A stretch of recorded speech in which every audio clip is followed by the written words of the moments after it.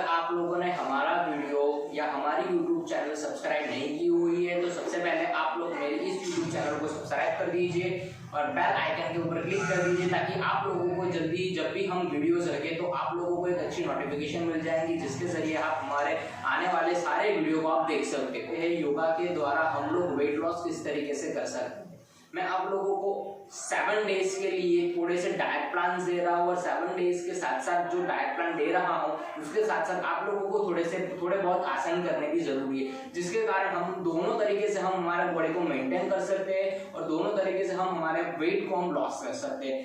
सबसे हम पहले जा रहे हैं पहले दिन के अंदर। तो पहले दिन के अंदर आप लोगों को यही करना है कि जब आप पहले दिन के लिए जा रहे हो तब आपको सिर्फ पहले दिन के लिए अंदर आप लोगों को सिर्फ फ्रूट्स ही खाने हैं। हाँ, आपको ये ज्यादा रखना है कि फ्रूट्स जब आप खा रहे हो उसके दौरान अगर हम केले का उपयोग न करें तो वो ज्यादा बेहतर रहेगा। हाँ, मैं इस वीडियो के अंदर आप लोगों को दर्शा नहीं रहा हूँ कि आप कितने मात्रा में आप एक पहले दिन के अंदर आप कितने फ्रूट्स खा सकते हो, मैं इस वीडियो में नहीं दर्शा रहा हूँ, लेकिन हमें ये ध्यान रखना है कि हम केले अगर नहीं खाए तो वो बेहतर रहेगा। जिन लोगों को कोई टारगेट है इतने दिन के अंदर वेट कम करना है तो पहले दिन के अंदर अगर आप तरबूज खाओगे तो वो आपको वेट लॉस करने के अंदर आपको ज्यादातर जल्दी ही आप लोगों को मददगार रहेगा, तो आप ज्यादातर तरबूज खाएंगे। सो ये था पहले दिन के लिए। हाँ, अगर हम अब दूसरे दिन की तरफ जा रहे हैं, दूसरे दिन के अंदर हम वैसे ही जिस तरीके से हम पहले दिन के अंदर जब हम जितने सारे फ्रूट्स ही खा रहे हैं उसी तरीके से हमें दूसरे दिन के अंदर जाना है। दूसरे दिन के अंदर हम लोगों को जाना है सब्जियों की तरफ। दूसरे दिन के अंदर आप लोगों को सिर्फ सब्जी ही खानी है जिस तरीके से हम पहले दिन के अंदर खा रहे हैं।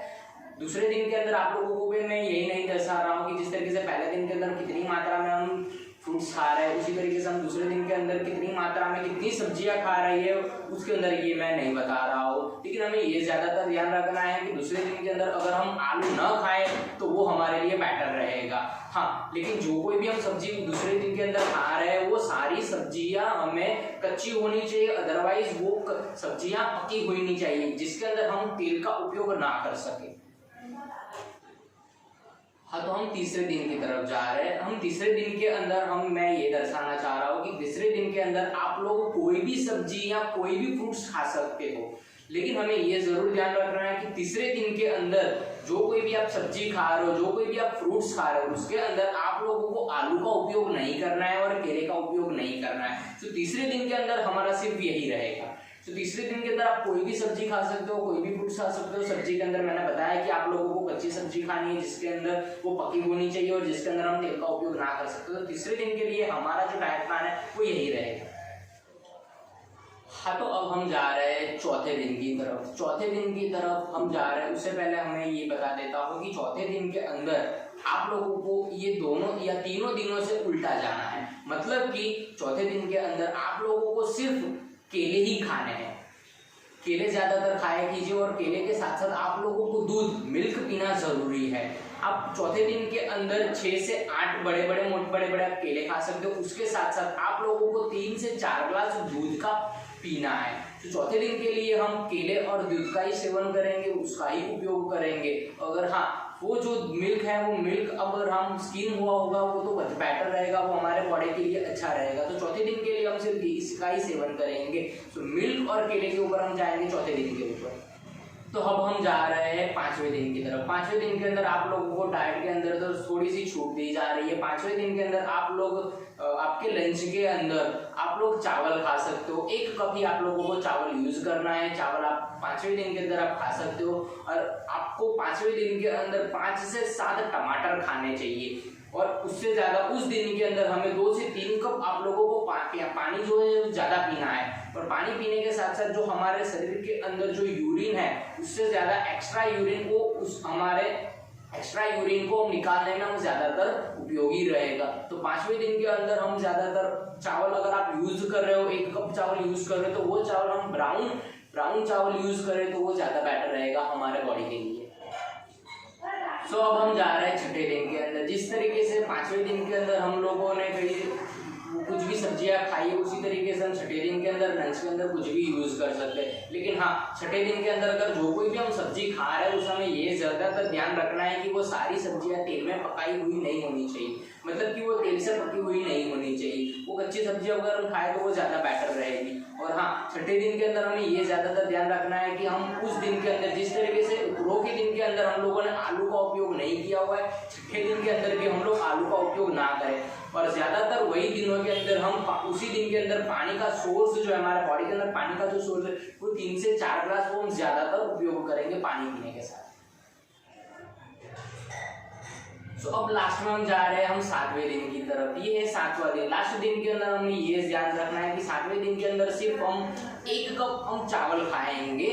और जो हम 1 कप चावल खा रहे हैं वो चावल सामान्य नहीं होने चाहिए, वो चावल ब्राउन होने चाहिए। और ये 7वें दिन के अंदर हम ये 1 कप ब्राउन चावल के साथ साथ हम फ्रूट जूस भी पी सकते हैं। नारंगी का जूस है, एप्पल का जूस है, कोई भी जूस हम पी सकते हैं। और इसी तरीके से जिस तरीके से हम 5वें और 6वें दिन के अंदर जिन पानी का सोर्स हम लोगों ने 2 से 3 कप ज्यादा रखा था, उसी तरीके से 1 या 2 कप सिर्फ सामान्य 1 या 2 कप हम पानी का सोर्स ज्यादा रखेंगे। और जो फ्रूट और जूस है उन लोगों को उसको मिलाकर हम पी सकते हैं और खा सकते हैं। तो ये है 7 दिन के लिए जो डाइट प्लान है वो मैंने आप लोगों को 7 दिन के लिए बताया हुआ है। इसके साथ साथ जो योगासन करने हैं वो मैं आप लोगों को आसन बता देता हूँ।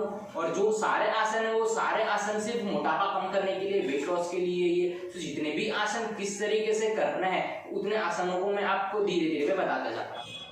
सो ये था हमारा 7 डेज के लिए जो हमारा कौन सा डाइट है, वो 7 डेज के लिए जो मैंने डाइट प्लान आप लोगों को दे दिया। अब 7 डेज के लिए हम कितने कौन से आसन कर सकते हैं घर पे बैठे, वो मैं आप लोगों को आसन इस तरीके से मैं बता रहा हूँ। सबसे पहले तो आसनों के अंदर हमें ध्यान रखना है कि हम प्राणायाम हम कर सकते हैं। प्राणायाम के अंदर मेरे लास्ट वीडियो के अंदर मैंने आप लोगों को दिखाया हुआ है कि कपालभाति प्राणायाम और अनुलोम विलोम प्राणायाम किस तरीके से कर सकते हैं और किन लोगों को करना है और किन लोग नहीं कर सकते। तो आप मेरे अगले लास्ट वीडियो के अंदर आप देख सकते हो कि कपालभाति प्राणायाम और अनुलोम विलोम। तो ये है पहले 2 प्राणायाम। तीसरे के अंदर हम जा सकते हैं कि तीसरा आसन है वो जो है नौकासन। नौकासन किस तरीके से करना है वो मैं आप लोगों को बता रहा हूँ। उससे पहले आप लोग ध्यान रखिए कि किन लोगों को नहीं करना है। नौकासन जो आसन है वो किन लोगों को नहीं करना है। जिन लोगों को कमर की पीठ की दर्द है, जिन लोगों को बीमारी है कमर की, उन लोग वो आसन ना करे तो बेटर रहेगा, उन लोगों को नहीं करना चाहिए। दूसरा है कि गर्भवती महिला जितनी भी है वो महिलाओं को ये आसन नहीं करना है। तीसरी बात ये है जिन लोगों को पेट की बीमारियां हैं, अंदर ही अंदर बहुत ही ज्यादा बीमारी है, वो लोग ये आसन न करें तो वो बेटर रहेगा। तो नौकासन किस तरीके से करना है मैं आप लोगों को दिखा रहा हूँ, वो आप देख लीजिए और उसके बाद आप लोग घर पे बैठा उसको कर सकते हो। सबसे पहले नौकासन को करने के लिए आपको पहले इस तरीके से सो जाना है। कमर को नीचे की तरफ रखेंगे, दोनों हाथ नीचे जमीन की तरफ रहेंगे, हमारा पूरा शरीर इस तरीके से रहेगा। फिर धीरे धीरे दोनों हाथों को हम पीछे की तरफ ले जाएंगे। दोनों हाथों को पीछे की तरफ ले जाने के बाद धीरे धीरे शरीर के अंदर सांस लेंगे, धीरे धीरे शरीर के अंदर सांस भरेंगे, फिर धीरे धीरे ऊपर की तरफ जाएंगे, दोनों हाथों को ऊपर की तरफ ले जाएंगे, फिर दोनों पैरों को हम धीरे धीरे ऊपर की तरफ करेंगे। ये आसन को हम धीरे धीरे पहले 1 या 2 सेकंड्स तक हम होल्ड करेंगे और उसके बाद हम रिलैक्स हो जाएंगे। आसन को करते समय हमें ये ध्यान रखना है कि हम धीरे धीरे ऊपर की तरफ आए और धीरे धीरे हम नीचे की तरफ जाएंगे।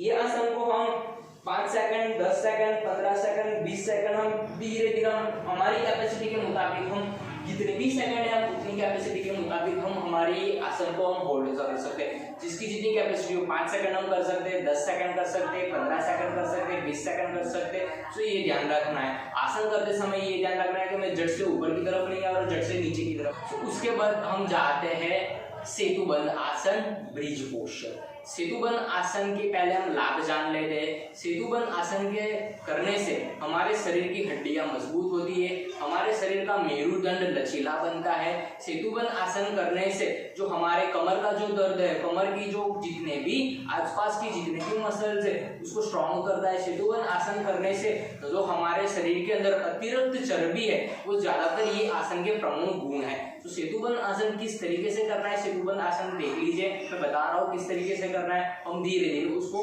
प्रयास करेंगे।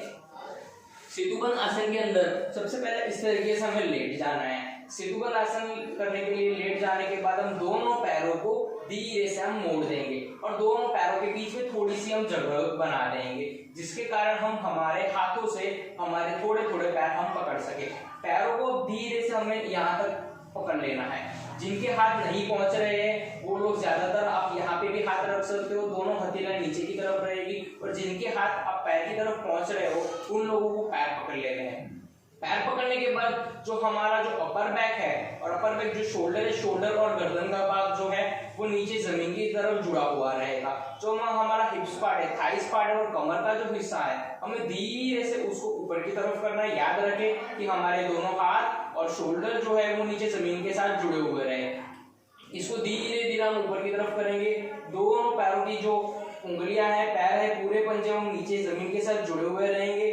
दोनों हाथ नीचे की तरफ जुड़े रहेंगे, दोनों शोल्डर गर्दन नीचे की तरफ रहेगी और सिर्फ हिप्स पार्ट और लोअर बैक का जो हिस्सा है हम ऊपर की तरफ ले जा सकते हैं। ये है सेतुबंध आसन, ब्रिज पोस्चर। इसको हम धीरे धीरे हम नीचे की तरफ लाएंगे और इसको हम यही तरीके से दोहराएंगे 5 second, 10 second, 15 second, 20 second. Capacity के मुताबिक हम इसको ऊपर की तरफ ले जाएंगे, खींचेंगे बॉडी को और धीरे धीरे हम नीचे की तरफ लाएंगे। जिससे जितनी कैपेसिटी हो उसके मुताबिक हम ये आसन को हम होल्ड कर सकते हैं। ये आसन से हमारे जो गर्द की जो राहत है, गर्दन पे जो पेन हो रहा है उससे भी हमें राहत मिलेगी। सो अब हम जाते हैं दूसरे आसन के ऊपर। सेतुबंध आसन करने के बाद हम कर सकते हैं पवन मुक्तासन। पवन मुक्तासन आसन जो है जिन लोगों को कमर दर्द की बीमारी है, कमर में पेन हो रहा है, वो लोग ज्यादातर ना करें, उसे या टाले तो वो ज्यादा बेटर रहेगा। पवन मुक्तासन का जो लाभ यही है कि जो आसपास की जो हमारे कमर और पेट की जो आसपास की जो चर्बी है वो चर्बी कम कर सकता है। और जो हमारे जिन लोगों को गैस की प्रॉब्लम है, गैस्ट्रिक प्रॉब्लम है, वो पवन मुक्तासन से हम गैस्ट्रिक प्रॉब्लम हम कम कर सकते हैं। पवन मुक्तासन किस तरीके से करना है वो आप एक बार देख लीजिए। पवन मुक्तासन करने से पहले हम पहले से इस तरीके से शरीर को हम सो जाएंगे। शरीर के बाद सोने के बाद ऊपर की तरफ दोनों पैरों को हम दोनों पैरों से बैंड कर देंगे। दोनों पैरों के घुटनों को इस तरीके से बैंड कर देंगे। फिर धीरे से पहले सांस को अंदर की तरफ लेना है। सांस को अंदर की तरफ लेने के बाद सांस को हम बाहर की तरफ धकेलेंगे। सांस को जब हम बाहर की तरफ धकेलेंगे उसके बाद हम दोनों हाथों से हम ये पैर को हम इस तरीके से लॉक कर देंगे और फिर धीरे धीरे शरीर के अंदर जो हमारे ऑक्सीजन और कार्बन डाइऑक्साइड वायु की जो प्रतिक्रिया है वो हम उसे चालू ही रखेंगे। इसको हम धीरे धीरे हम रिलैक्स भी कर सकते हैं। इस तरीके से सांस अंदर की तरफ लें और सब सांस बाहर की तरफ निकाले तो उसी प्रकार हम उसी तरीके से हम पैरों को लॉक कर दें और ये आसन को 5 सेकंड, 10 सेकंड, 15 सेकंड, 20 सेकंड हम इस तरीके से होल्ड कर सकते हैं। फिर इसको हम धीरे से हम रिलैक्स कर देंगे। ये आसन करते समय कई लोगों को ऐसा लगेगा कि हाँ सांस लेने में दिक्कत हो रही है या फिर गर्दन पे पेन हो, सांस लेने में थोड़ी सी दिक्कत होगी। इसके कारण जो हमारे दोनों पैर ऊपर की तरफ आए जिसके कारण हमारा जो पेट है वो संक हो जाता है, जिसके कारण हम सांस लेने में थोड़ी सी तकलीफ रहेगी। ये आसन करने से थोड़े गर्दन में भी आप लोगों को दर्द रहेगा लेकिन ज्यादा करने की जरूरत नहीं है। ये आसन से हम ज्यादा लाभदायी रहेगा। पवन मुक्तासन करने के बाद हम कर सकते हैं उत्तान पादासन और दूसरा आसन बता रहा हूँ आप लोगों को हलासन। और जिन लोगों से हलासन नहीं हो रहा है वो लोग हलासन भी कर सकते हैं। तो सबसे पहले हम करते हैं उत्तान पादासन। उत्तान पादासन किस तरीके से करना है वो आप देख लीजिए एक बार।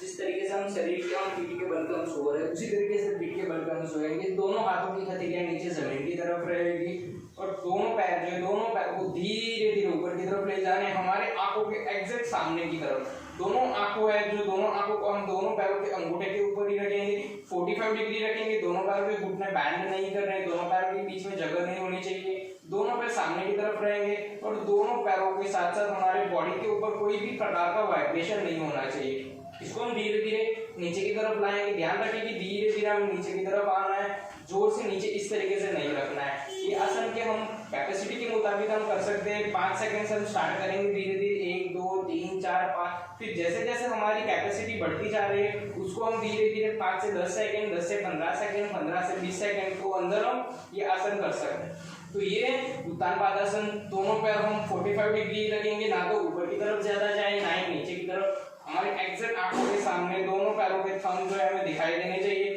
और 45 डिग्री के एंगल के ऊपर ही हमें ये दोनों पैर इस तरीके से पूरा रखना है। सो ये है उत्तान पादासन। उत्तान पादासन के बाद आप लोग हलासन कर सकते हो। हलासन अगर जिन लोग अर्ध हलासन आप पूरा नहीं कर सकते उन लोगों के लिए अर्ध हलासन है। अर्ध हलासन के लिए आप लोगों को इतना ज्यादा जाना है कि जहां तक आपके पैर जा रहे हैं वहां तक आप जा सकते हो और पैर को ये हाथ इसी तरीके से नहीं कि पैर आपके जहां तक जा सकते हैं वहां तक हम ले सकते हैं। अब मैं दिखा रहा हूँ हलासन। हलासन हम किस तरीके से कर सकते हैं। हलासन करने के लिए आपको थोड़ी सी बॉडी के अंदर स्ट्रेंथ होनी चाहिए। दोनों पैर जो यहाँ से जो दोनों पैर है यहाँ पे हम जमीन को ऊपर हम पुश करेंगे, थोड़ा सा पुश करने के बाद दोनों पैरों को हम पीछे की तरफ ले जाएंगे, धीरे धीरे वापिस आए, धीरे धीरे हम नीचे की तरफ लाएंगे इस तरीके से। ये अब डायरेक्ट जिन लोग नहीं कर सकते उन लोग इस तरीके से आप कमर का हिस्सा, कमर का जो सपोर्ट है, कमर का सपोर्ट ले सकते हो। कमर का सपोर्ट लेने के बाद आप दोनों पैर पीछे की तरफ ले जा सकते हो। इस तरीके से हम धीरे धीरे ये पैर इस तरीके से धीरे धीरे हम पीछे की तरफ लाएंगे। शरीर के अंदर सांस की प्रक्रिया हम ज्यादातर चालू रखेंगे। दोनों पैर आगे की तरफ, हम जब पैर कमर नीचे की तरफ रख रहे हैं धीरे से हम कमर को नीचे की तरफ रखेंगे और धीरे से पैर नीचे की तरफ। फिर से एक बार देख लीजिए, दोनों पैर आप इस तरीके से भी कर सकते हो।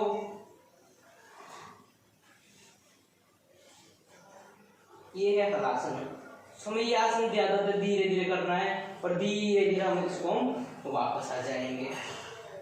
तो ये है 7 दिन के लिए जो मैंने आप लोगों को डाइट दिया हुआ है, वो आप 7 दिन के लिए आप थोड़ा सा ये डाइट करते जाइए। और जितने भी आसन मैंने आप लोगों को दिखाया, प्राणायाम दिखाया है, वो आप लोग ज्यादातर इसको आप कंटिन्यू करते रहिए। ऐसा नहीं है कि भी चलो 3 दिन कर लिए हमारा वेट नहीं उतर रहा है, नहीं, आप लोगों को इसको कंटिन्यू करना पड़ेगा। आपकी बॉडी के अंदर जितनी भी आपकी स्ट्रेंथ है उसको हमें धीरे धीरे ऊपर की तरफ लाना है। पहले दिन आप 5 सेकंड करो, दूसरे दिन आप 15 सेकंड करो, उसकी कैपेसिटी को हम धीरे धीरे ऊपर की तरफ ले जाएंगे। 5 second, 10 second, 15 second, 20 second, 25 second, उसे हम धीरे धीरे ऊपर की तरफ ले जाएंगे, ना कि एकदम से हम गिरा देंगे। जैसे जैसे आपकी कैपेसिटी बढ़ती जाएगी उसी तरीके से आपके जो पोस्चर्स है वो लचीले बनेंगे, अच्छे बनेंगे, जिसके कारण हमारे बॉडी के एवरी पार्ट्स के लिए हमें ज्यादातर जो जितने भी फायदे होंगे वो उसी से ही हो जाएंगे। सो आज की वीडियो के हम अंदर इतना ही रख रहे हैं। नेक्स्ट वीडियो के अंदर मैं आप लोगों को अच्छी खासी वीडियो ला रहा हूँ। सो उसके पहले आप लोग ये मेरा वीडियो अगर आप लोगों को अच्छा लगा है तो उसे लाइक, शेयर और सब्सक्राइब कर दीजिए, जिसके कारण आप लोगों को नेक्स्ट वीडियो जल्दी ही मिल जाए। और उसकी बेल आइकन का क्लिक कर दीजिए, जिसको आपके मोबाइल के अंदर आप लोगों को नोटिफिकेशन मिल जाएगी। सो आज की वीडियो के लिए इतना ही।